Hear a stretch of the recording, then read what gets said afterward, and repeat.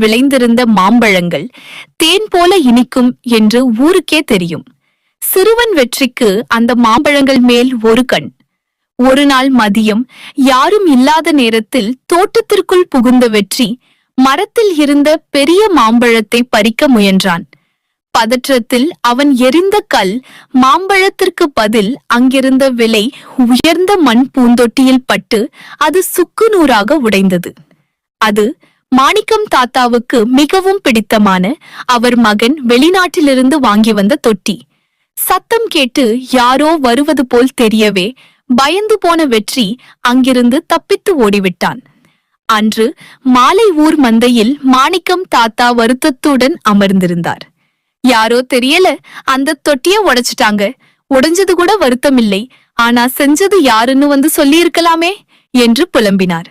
வெற்றியின் அப்பா, யாருன்னு தெரிஞ்சா சொல்லுங்க